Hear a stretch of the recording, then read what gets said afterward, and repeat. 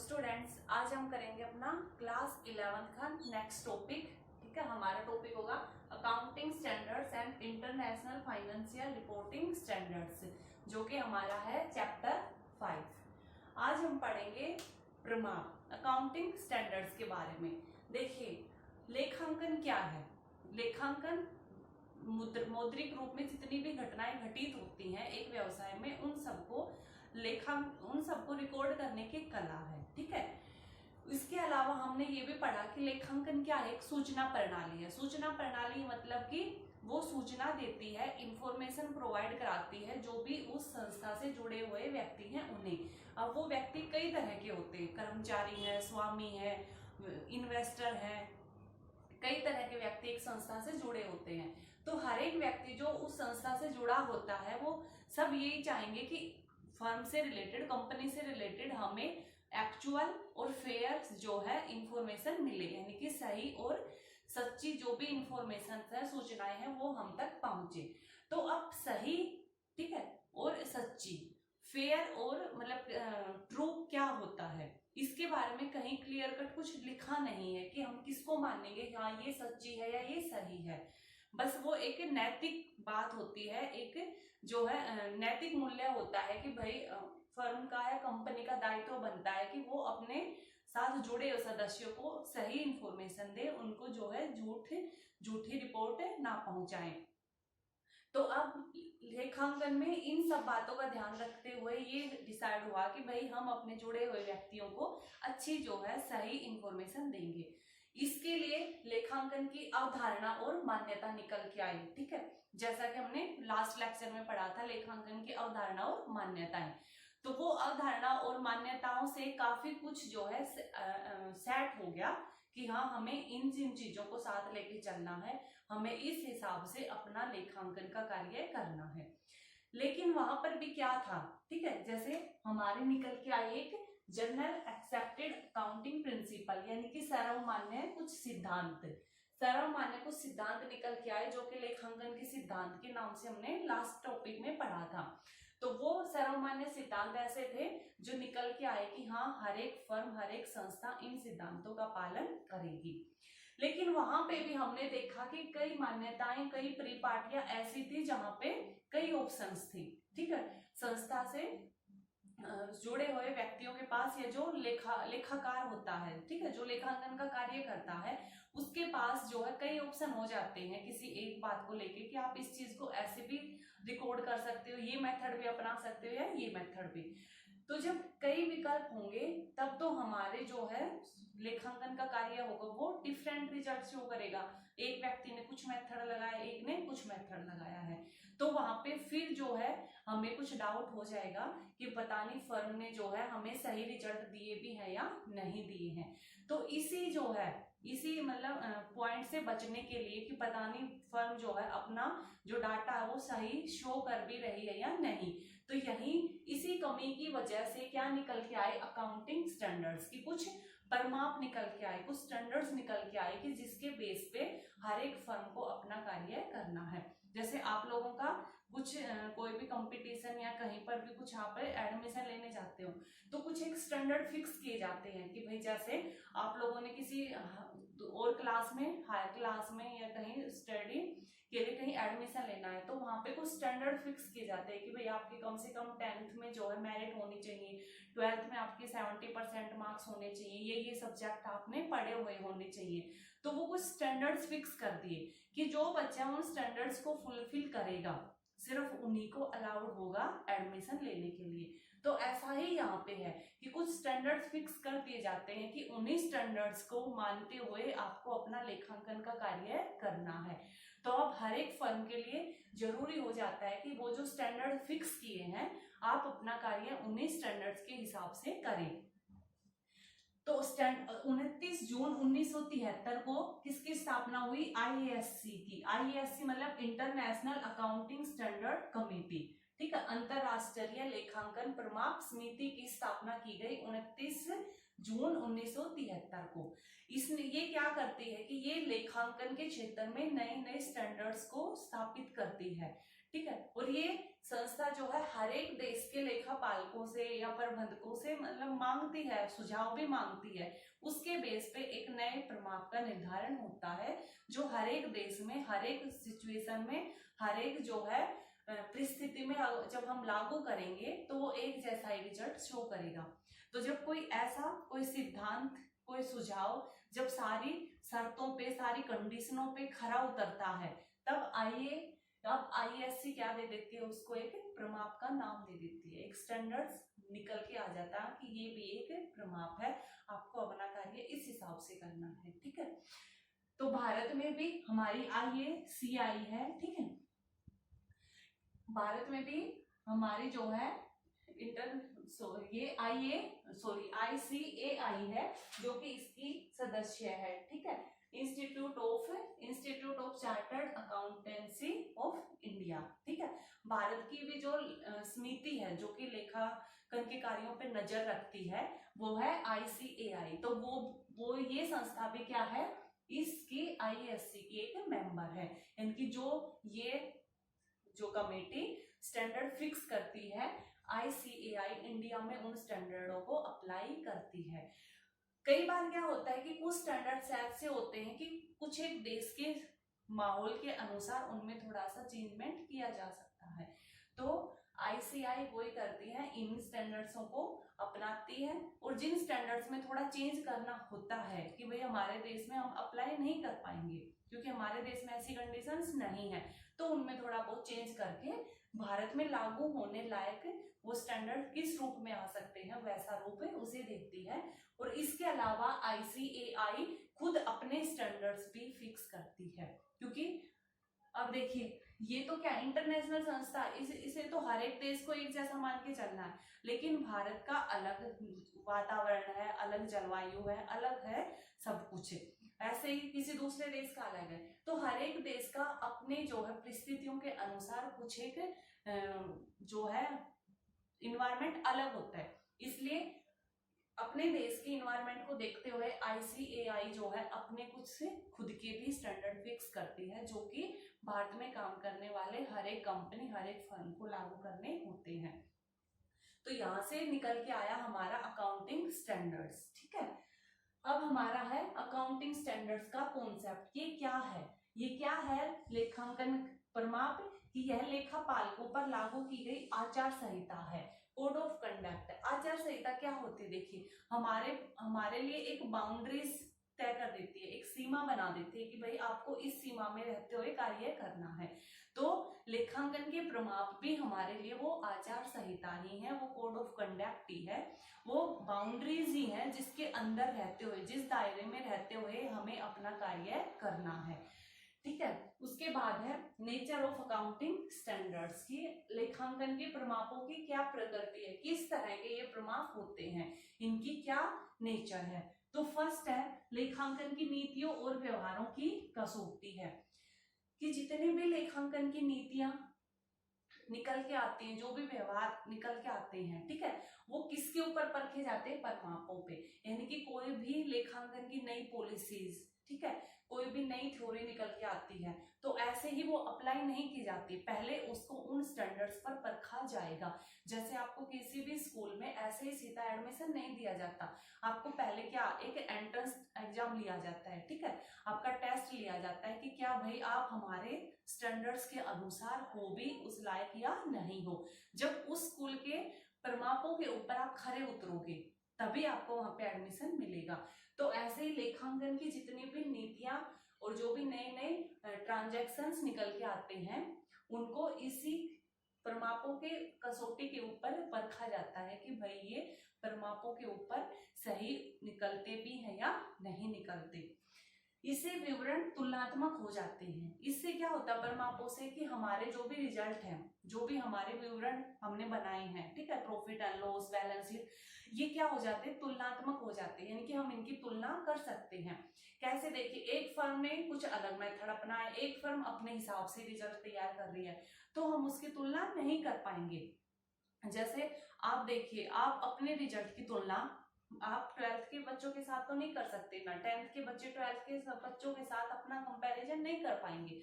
10th के बच्चे सिर्फ उन्हीं 10th के बच्चों के साथ कंपेयर कर पाएंगे जो एक ही बोर्ड के होंगे, जिनके पास एक जैसा ही सब्जेक्ट होगा। तो उसी तरह से ये है कि जब एक फर्म, एक देश में कार्य करने वाली सभी फर्में जब एक मेथड से ही एक कायदे कानूनों को मानते हुए अपने जो है अपने जो है विवरण तैयार करेगी, ठीक है, अपने खाते तैयार करेगी, तो हमें पता है कि सबने एक जैसा मेथड अपनाया है, एक जैसे रूल अपनाए हैं, तो हम उनके रिजल्ट्स को कंपेयर कर सकते हैं और देख सकते हैं कि कौन सी फर्म जो है अच्छा रिजल्ट दे रही है, कौन सी लॉस में जा रही है। तो जब हमें तुलना करनी होती है तब भी हमारे लिए प्रमाप जो है हेल्पफुल होते हैं, क्योंकि यही स्टैंडर्ड ऐसे होते हैं जो हमें बताते हैं कि क्या करना है, किस तरह से करना है, किस मेथड से करना है, ठीक है। नेक्स्ट है, यह सर्वाधिक उपयुक्त पद्धति बताते हैं कि कई बार देखिए हमने लेखांकन की मान्यता और प्री पार्टी में देखा कि कई बार एक ही चीज को सोल्व करने के कई मेथड्स होते हैं, जैसे डेप्रिसिएशन का ही देख लिया, ठीक है, प्रोविजन फॉर डाउटफुल डेटर्स थे। तो ये क्या होता है कि जब हमारे पास कई मेथड होते हैं किसी एक पॉइंट को सोल्व करने के, तो ये प्रमाप ही होते हैं जो हमें ये बताते हैं कि इस सिचुएशन में हमें कौन सा मेथड अपनाना चाहिए जो हमारे लिए सबसे बेस्ट होगा। तो प्रमाप हमें उस टाइम पे हेल्प करते हैं जब हमारे पास दो या दो से अधिक ऑप्शन होते हैं किसी कार्य को करने का, तो जो सबसे बेस्ट होगा वो हमें प्रमापों के द्वारा पता चलता है, ठीक है। तो ये प्रमाप जो है हमारी मदद करते हैं। नेक्स्ट है, यह कानून है लेकिन कठोर नहीं, मतलब ये कानून तो है एक तरह से कि क्योंकि भाई ये क्या प्रमाप हमें बताता ना कि आपको किस दायरे में रहते हुए काम करना है, किस तरह से करना है, तो एक तरह से ये नियम है, कायदे कानून है, लेकिन ये बिल्कुल ऐसा कठोर जैसे कानून तो हमें, कानून का नाम आते ही हमारे माइंड में क्या आता है, भाई फिक्स है, ऐसा करना है, अगर ऐसा नहीं किया तो दंड का है या फाइन हो जाएगा। तो यहाँ पे ये कानून तो है लेकिन ये इतने कठोर कानून नहीं है कि आपको एग्जैक्ट इन्हीं के ऊपर ही चलना पड़ेगा। आपको अपनी परिस्थितियों के अनुसार अगर ऐसा लगता है कि मेरे को इन प्रमापों में, इन स्टैंडर्ड्स में थोड़ा सा चेंज करना पड़ेगा, तो आप वहां पे वैसा कर सकते हो। बस आपको वर्किंग नोट में नीचे बताना है, टिप्पणी में देना है कि भाई मैंने यहाँ पे ऐसे मेथड से ये कार्य किया है। तो ये एक कानून है, हमारे लिए बाउंड्रीज बताते हैं, कायदे कानून हमें बताते हैं, लेकिन ये उतने कठोर नहीं होते। तो ये थी हमारी अकाउंटिंग की जो है विशेषताएं, प्रकृति। अब है उद्देश्य स्टैंडर्ड्स की।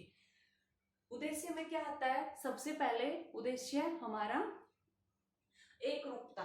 ये क्या करते हैं, जो प्रमाप है वो एक रूपता लाते हैं। जैसे हम ऊपर पढ़ के आए सिमिलरिटी, कि अलग अलग फर्मों के द्वारा जो रिपोर्ट तैयार की गई है, जो फाइनेंशियल स्टेटमेंट तैयार की गई है, उनमें एक रूपता लाते हैं, सिमिलरिटी लेके आते हैं, ताकि हम उनको क्या कर सके, ये मतलब उनका देख सके कि हाँ हर एक फर्म ने एक ही मेथड से कार्य किया है। ना सिर्फ एक फर्म का दूसरी फर्म के साथ, बल्कि एक फर्म अपने हर साल के डाटा को एक ही मेथड से तैयार करेगी, तो वहां पे भी सिमिलरिटी आती है कि हाँ एक ही मेथड से लगातार कार्य होता आ रहा है।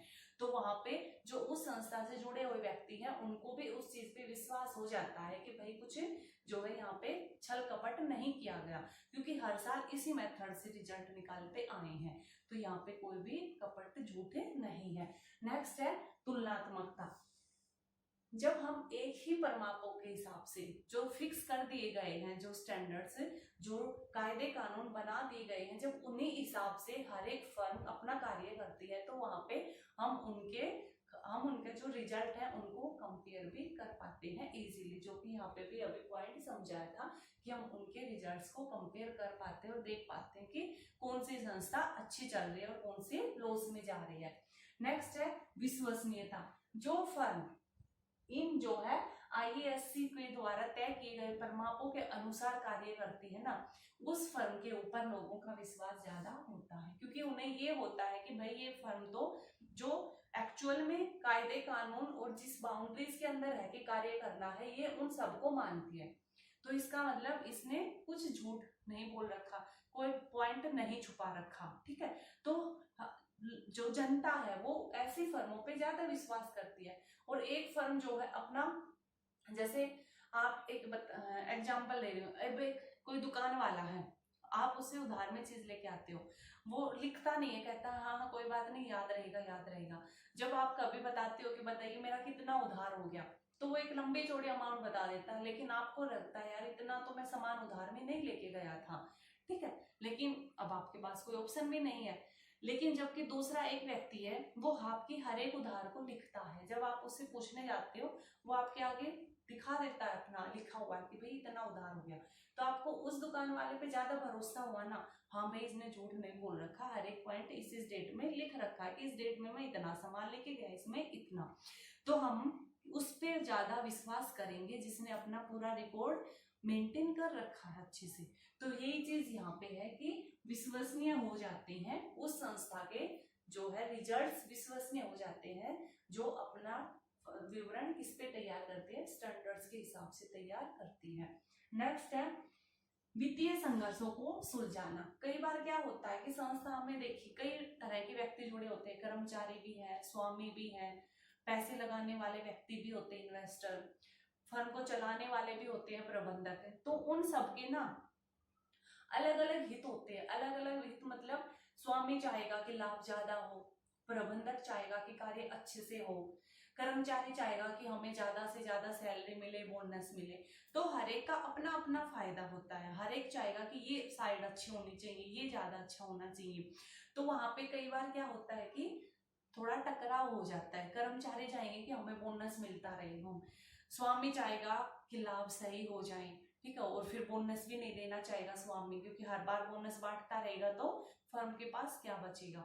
तो जब ऐसी सिचुएशन आ जाती है तब ये प्रमाप ही होते हैं जो उस समस्या का सोल्यूशन करते हैं, क्योंकि इनके हिसाब से तैयार किए गए रिजल्ट सही रिजल्ट होगा, ठीक है, और वो सबके द्वारा माना जाएगा, क्योंकि हर एक को पता है कि कुछ भी जो है छल कपट यहाँ पे नहीं है। तो जो रिजल्ट होगा वो एक्चुअल होगा और हर एक व्यक्ति को उसके ऊपर भरोसा करने के वो लायक होगा। तो वहां पे जो है ऐसी सिचुएशन नहीं होगी। जब देखिए परमापों के हिसाब से कार्य नहीं होगा तो स्वामी चाहेगा कि मैं कम लाभ दिखाऊं, अपने लाभ को छुपा लो। कर्मचारी कहेंगे कि नहीं लाभ तो फर्म में ज्यादा हुआ लेकिन हमें शो नहीं कर रहे, कहीं बोनस ना देना पड़ जाए, इसलिए इन्होंने लाभ को छुपा लिया। तो जब एक संस्था जो स्टैंडर्ड फिक्स कर रखे हैं उनके हिसाब से अपना कार्य करेगी तो वहां पे कोई जो है ऐसा वो पॉइंटों को छुपा ही नहीं सकती, कोई छल कपट होगा ही नहीं, तो वहां पे फिर संघर्ष की सिचुएशन भी नहीं पैदा होगी। नेक्स्ट है हेरा फेरी की संभावना कम करना। वही हेरा फेरी कई बार क्या होता है, जब एक संस्था अपनी मनमर्जी से रिकॉर्ड तैयार करेगी तो वो कुछ किन्हीं भी पॉइंटों को छुपा लेगी, उन सब पॉइंटों को छुपा लेगी जिससे फर्म की इमेज खराब होगी, संस्था की जो है छवि खराब होगी समाज में, या उसके लाभ जो है कम दिखाई देंगे, तो ऐसे पॉइंटों को वो छुपा लेगी, वो शो ही क्यों करेगी।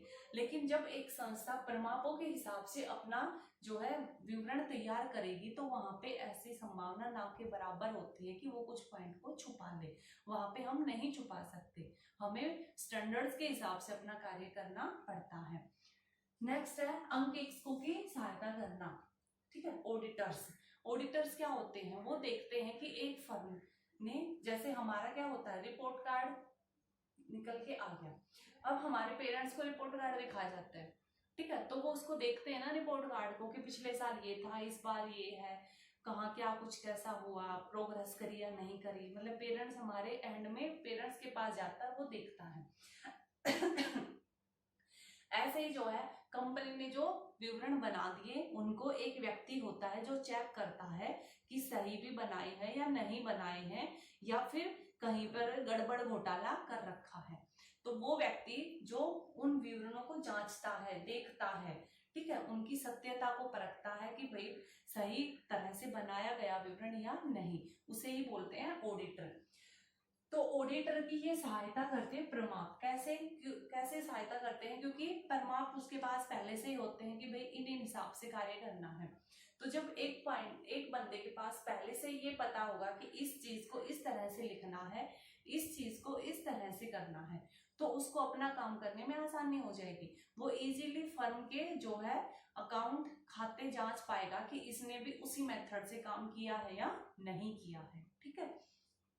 नेक्स्ट है सीमाएं। देखिए लेखांकन के परिमापों की भी अपनी कुछ एक सीमाएं हैं, क्योंकि देखिए हर एक चीज के प्लस और माइनस पॉइंट तो होते ही हैं, कोई भी चीज ऐसी नहीं है कि जिसमें कमी ना हो। तो इसमें भी कुछ कमियां हैं, जैसे फर्स्ट है पहल पर प्रतिबंध। यह जो है पहल की भावना मतलब अपना कुछ नया पॉइंट ऑफ व्यू रखना, ठीक है, अपने भी विचार प्रकट करना। तो ये जो है लेखांकन के परिमाप, ये पहल की भावना पर प्रतिबंध लगाते हैं। जैसे कोई लेन देन ऐसा होता है या कोई ऐसी घटना होती है अलग तरह की, तो एक प्रबंधक के पास जो है उसके भी तो सोचने की क्षमता, उसके पास वो भी तो एक अच्छा तरीका बता सकता है कि हम इस घटना को इस तरह से दिखा सकते हैं और उससे जो है संस्था को लाभ भी होता हो, और किसी और से ये भी नहीं है कि हम ऐसे दिखाएंगे तो हम दूसरे को धोखा दे रहे हैं, ऐसा भी नहीं होगा। लेकिन वो जो तरीका उसने सोच रखा है वो परिमापों के हिसाब से नहीं है, तो उसके सोचने की, उसके समझने की, जो उसने नए विचार उत्पन्न करे, उनके वहां पे कोई वैल्यू ही नहीं है, क्योंकि उसको तो वैसे ही काम करना है जैसा परिमापों के हिसाब से बताया गया है। तो यहाँ पे उसकी सोच को मतलब कम कर दिया, मतलब उसके सोचने की उस क्षमता को बंद ही कर दिया एक तरह से, कि भाई आप अपना दिमाग मत चलाइए, आपके पास स्टैंडर्ड बता रखे हैं कि इस कार्य को इस मेथड से इस तरह से करना है, तो आप उसी तरह से करिए। तो ये व्यक्ति की पहल की क्षमता पर, सोचने की क्षमता पर, कुछ नया करने की क्षमता के ऊपर एक तरह से क्या लगा देती है, बैन लगा देती है।